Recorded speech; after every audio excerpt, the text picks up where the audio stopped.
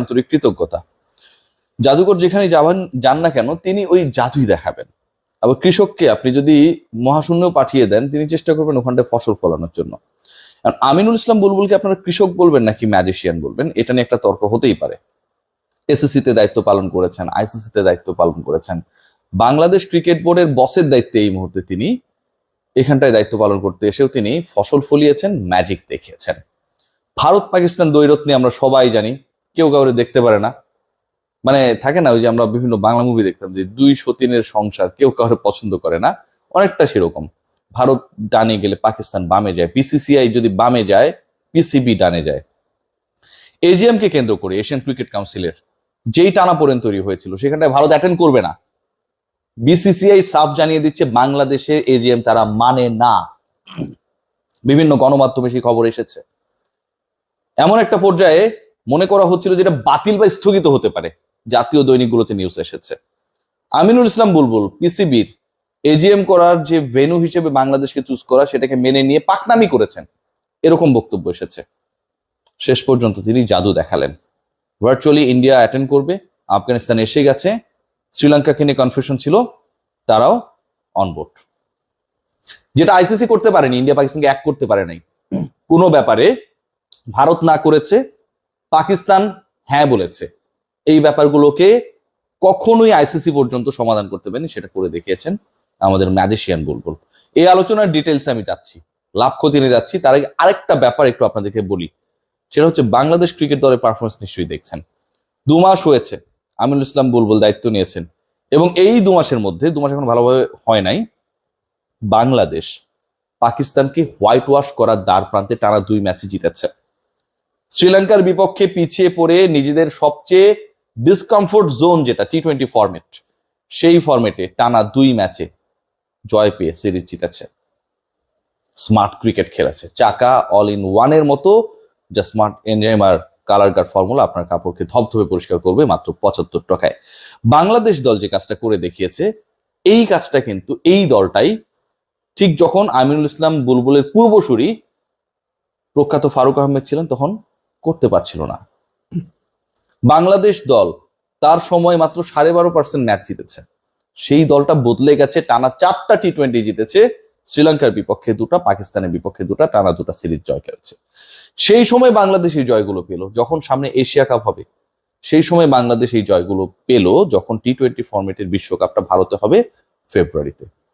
খেয়াল করে দেখবেন যে এই আলোচনাটা আমি যখন করছি তখন কিন্তু এশিয়া কাপের ভবিষ্যৎটাও যেটা অনেকটাই দোদুল্যমান অবস্থায় চলে গিয়েছিল। কারণ এসিসির যে এজিএম, ইন্ডিয়া যদি অ্যাটেন্ড না করে, তারা যদি ডিনাই করে to be the participant of this AGM, তাহলে এশিয়া কাপ ছুলে যাবে। এশিয়া কাপ হবে না, যেটা সেপ্টেম্বরে ইউএইতে হওয়ার কথা সেটা হবে না। কেন হবে না? হবে না কারণ এশিয়া কাপের আয়োজক আবার বিসিসিআই ইন্ডিয়া। তারা যদি, যারা আয়োজক, তারা যদি বাংলাদেশের এই কংগ্রেসে অ্যাটেন্ড না করে তাহলে তো এটা হওয়ার কোনো সুযোগ নেই। বুলবুল কি করলেন? বুলবুল কয়েকটা কাজ করলেন। বুলবুল প্রথমত হচ্ছে পুরো সিচুয়েশনটাকে আগে বোঝার চেষ্টা করলেন, তারপরে এক রাত ঘুমালেন না। আমি এটা জানি তিনি এই ঘটনাটা কিভাবে মানে একটা পর্যায়ে নিয়ে আসবেন, অথবা এটাকে পুরোটাকে মিনিমাইজ করে ফেলবেন যে ক্রাইসিসটা তৈরি হয়েছে, সেটার জন্য তিনি তার আগের রাতটা ঘুমান নেই, এটা আমি বলতে পারি। তার কাহিনীগুলো কিছুটা বোঝা যায়। এরপর তিনি যেটা করলেন, বিসিসিআইতে তার ব্যক্তিগত সম্পর্ককে কাজে লাগিয়ে বরফ গলানোর কাজ করলেন। যেই কংগ্রেসে বা যে এজিএম এ বিসিসিআই অ্যাটেন্ড করার কথা না, সেটাতে তারা করছে না। শুধু এরকম না, এশিয়া কাপ কবে হবে, কিভাবে হবে, কোন শিডিউলে হবে, সবকিছু এখন মোটামুটি একটা ফাইনালাইজেশনের দ্বার প্রান্তে। পুরো এশিয়ার ক্রিকেটকে বুলবুল যেভাবে একটা ক্রাইসিস মোমেন্ট থেকে বাঁচালেন, এটা ভাই কোনো ধরনের প্রশংসা করলে এটাকে প্রশংসিত করা সম্ভব না। পাকিস্তান ক্রিকেট বোর্ডের কোনো ডিসিশনসে বিসিসিআই কখনোই একমত হয় নাই। বাংলাদেশের সাথে ভারতের বিশাল টানাপোড়েন রাজনৈতিকভাবে, ক্রিকেটীয় টানাপোড়েন এমন এক পর্যায়ে চলে গেছে যে আগস্টে তাদের যে ম্যাচেস গুলো খেলার কথা ছিল শর্টার ভার্সনে বাংলাদেশে এসে, সেগুলো তারা 2026-এর অগাস্ট সেপ্টেম্বরে নিয়ে গেছে। নারী ফুটবল দল অ্যাটেন্ড করে নাই অনূর্ধ্ব ফুটবল টুর্নামেন্টে, সেখানটায় ভারত অ্যাটেন্ড করছে এসএসসির এজিএম এ, যেখানটায় পাকিস্তান এটার আয়োজক বেসিক্যালি। আমিনুল ইসলাম বুলবুল যে কাজটা করেছেন সেই কাজটা অন্য কেউ করতে পারে নাই, আর অন্যরা যে কাজটা করতে পারেন সেটা বুলবুল করতে পারেন না। দেখুন, বাংলাদেশ যখন শ্রীলঙ্কার বিপক্ষে 1-1 করে ফেললো, সেটা ওয়ানডেতে হতে পারে, টি-20তে হতে পারে। টি-20তে আমরা সিরিজে জিতলাম। যে কোনো বান্দা, ক্রিকেট বোর্ডের প্রেসিডেন্ট যদি ওই মুহূর্তে থাকতো, এক্সেপ্ট আমিনুল ইসলাম বুলবুল, উনি তার একটা মোটামুটি বহর নিয়ে, দলবল নিয়ে চলে যেতেন ম্যাচ দেখতে, উৎসাহ দিতে। নিরুৎসাহিত এতদিন করেছিলেন, ভাবটা এরকম, এখন উৎসাহ দেওয়া লাগবে। বুলবুল বাংলাদেশে খেলা দেখার জন্য কোথাও যান না। বুলবুল নিজের অর্থে 12,000-15,000 টাকা দিয়ে একটা চিলকোঠা টাইপের ফ্ল্যাট নিয়ে থাকেন, মাঝে মাঝে নিজেই রান্না করেন, আত্মীয়ের বাসা থেকে খাবার আসে, উবারের বাইকে কইরা কোন একটা প্রোগ্রামে যেন টাইমলি যেতে পারেন, এবং বিসিবি যেন প্রোটোকল, গাড়ি, পেট্রোল কম নেওয়া লাগে, তিনি তো এটা তার ডেজিগনেশন অনুযায়ী এমনিতেই পান, সেটাও যেন কম নেওয়া লাগে, সেটা এনশিওর করার জন্য হোন্ডায় উঠে চলে যান।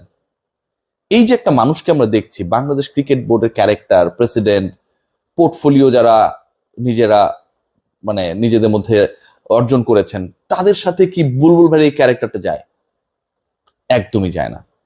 এই যে রিস্ক যে নিলেন তিনি, যে এসএসসি রেজিয়ামটা বাংলাদেশই হবে, এটা নিয়ে একটা উৎসব মুখর পরিবেশ। গতকালকে সকল এশিয়ান নেশনস গুলোকে আমরা দেখেছি বিসিবির বিভিন্ন প্ল্যাটফর্মে পোস্টে। এরকম রিস্ক আমরা কখনো এর আগে কি নিতে দেখেছি কাউকে? কখনোই দেখিনি। এই যে টানা দুটা টি-20 সিরিজের জয়, বাংলাদেশ একদম খাদের কিনারে, কোনো ধরনের হোপ নেই। বুলবুল আসার আগের সিচুয়েশনটা যে আমরা ফুটবল দেখবো কিন্তু ক্রিকেট দেখবো না, আমরা কখনো ক্রিকেট খেলা দেখতে চাই না। আমি কন্টেন্ট করলে আপনারা গালি দিয়েছেন, বলেছেন যে ভাই এই বন্ধ করেন, এদের কথা শুনতে চাই না। সেই দলটা কি অসাধারণ ক্রিকেট খেলছে, পাকিস্তান বাংলাদেশের এগেনস্টে 100 করতে পারে না, তার আগে বাংলাদেশের এগেনস্টে তাদের 5টা-6টা উইকেট চলে যায়, ধুঁকতে থাকে। শেষের দিকে কিছু সুযোগ পেয়ে তারা 132-33 করে, কিন্তু বাংলাদেশ ম্যাচটা জিতে যায়। শ্রীলঙ্কা বাংলাদেশের এগেনস্টে যেভাবে পরাজিত হয়েছে 8 উইকেটে 100 রানের কাছাকাছি ব্যবধানে, এই ঘটনাগুলোই তো আমরা চাচ্ছিলাম। আমরা সবসময় এদিক সেদিক নানা দিকের দোষ দিয়েছি, কিন্তু ক্রিকেটারদের ফ্রিডমের জায়গাটা নিয়ে আমরা কখনো কাজ করিনি। বুলবুল এই ম্যাচের আগে যেভাবে কথা বলেছেন, আমি একবার একটা কন্টেন্ট করেছিলাম, আপনারা হয়তো দেখেছেন শ্রীলঙ্কা থেকে, যে আগের রাতে বুলবুল কথা বলেছিলেন, তাদের শুধু বলেছিলেন যে তোমাদের টেনশন করার দরকার নেই, you just play your own game. Bangladesh জেতা শুরু করেছিল ঠিক তখন থেকেই। বুলবুলের ওই ফোন কলের পরে বাংলাদেশ টোটাল খেলেছে 2টা ওয়ানডে, 4টা টি-20, টোটাল নাম্বার অফ ম্যাচ 6টা, যার মধ্যে বাংলাদেশ হেরেছে 1টা ওয়ানডেতে, 1টা টি-20তে, জিতেছে টোটাল নাম্বার অফ ম্যাচ হচ্ছে 7টা, জিতেছে হচ্ছে 5টায়। এই যে একটা পারফরমেন্স, এই যে বদলে যাওয়া, এই যে ক্রিকেট কাঠামোর বদল, এই যে সভাপতি মানেই হচ্ছে বিশাল ফ্যাসিলিটিস নিয়ে বিদেশ ভ্রমণ করবে বা দেশে সবখানে বিশাল প্রোটোকল নিয়ে যাবে, অ্যাজ ইফ তারা সরকারের উপদেষ্টা, এগুলো থেকে বের হয়ে উবারের হোন্ডায় চড়ে কোন একটা প্রোগ্রাম